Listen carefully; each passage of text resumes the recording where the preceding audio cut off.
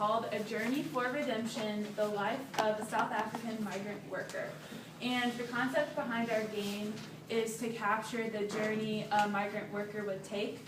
So the start of the game is at the village home, and then the blue circle represents the journey to the mine. This green circle in the middle is a mining town, and it's in a circle to represent the circle of poverty that the mine workers were trapped in. There's two different options to go around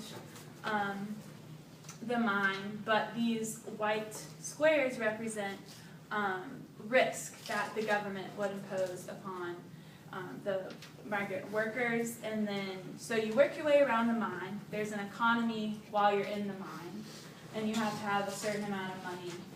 Every green square you pass, you get 10 shillings. 10 shillings. So that's how you can leave the mine. But in order to win the game, you have to have more money than you left with. Everyone at the beginning of the game gets how much? 50 shillings. 50 shillings. And then on the way, there's cards, red, green, gray, and red. Patrick's going to tell you about them. And in some instances, you have to pay the bank, and you lose money. So originally we had cards that would take you all the way back home.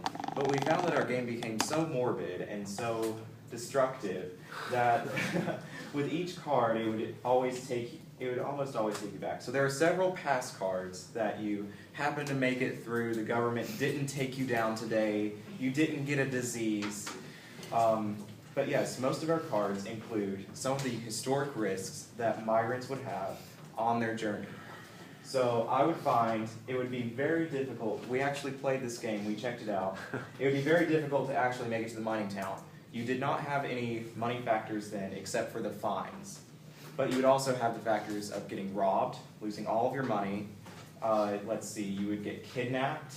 You could have pneumonia. Pneumonia was quite common. Syphilis. Not having a pass. Right, not having a pass. Having a pass was very important, so whenever you didn't have that, you would be taken back pretty far. But once you actually got into the mining towns, it got a little bit easier, except for when you hit those white spaces. You would, very rarely, the government would help you a little bit, such as when they had a few slightly concerted efforts to reform the mine system.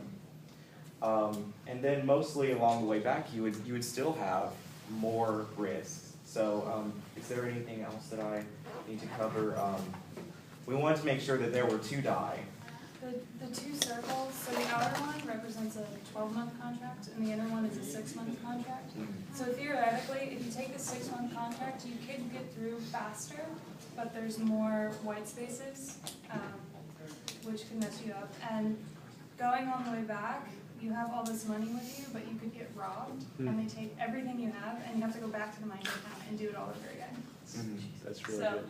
the overall theme is that there's so many bad things that can happen. And it was really depressing when you're playing this game. It's like, wow, a rock falls on your head while you're working in the mines and you didn't have a helmet because your supervisors didn't provide one. And that's what we're trying to get across, that it was a really tough situation. That's great. Let's give him a hand. That's a really interesting one. That looks great. Do you all have questions? We don't have time for questions, unfortunately, but you guys can email questions if you're interested. Why don't you place the games over here, and just make sure the group numbers on the bags and on the board. Group 12. You have to do this relatively quickly, guys.